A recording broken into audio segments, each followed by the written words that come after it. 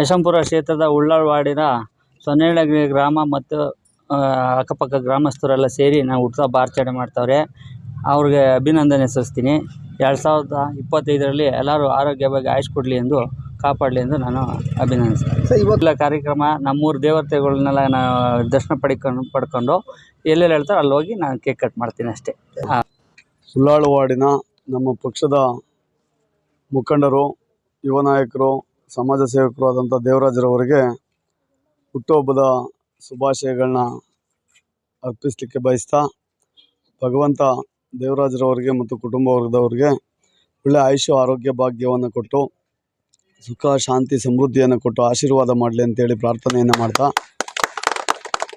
ಜೊತೆಯಲ್ಲಿ ಜನಸೇವೆಯನ್ನು ಸಹ ಮಾಡುವಂಥ ಶಕ್ತಿಯನ್ನು ಅವಕಾಶವನ್ನು ಕಲ್ಪಿಸಿಕೊಡ್ಲಿ ಅಂತ ಹೇಳಲಿಕ್ಕೆ ಬಯಸ್ತೇನೆ. ಹುಟ್ಟುಹಬ್ಬದ ಶುಭಾಶಯಗಳನ್ನು ಕೋರ್ತೇನೆ. ಭಗವಂತ ಅವ್ರಿಗೆ ಆಯುಸ್ಸು ಆರೋಗ್ಯ ಕೊಟ್ಟು ಚೆನ್ನಾಗಿಟ್ಟಿರಲಿ ಅಂತ ಹೇಳ್ತೀನಿ. ಆ ತಾಯಿ ಕೃಪೆ ನಮ್ಮ ಊರು ಲಕ್ಷ್ಮೀದೇವಮ್ಮ ಆಂಜನೇಯನ ಕೃಪೆ ಅವ್ರಿಗಿರಲಿ.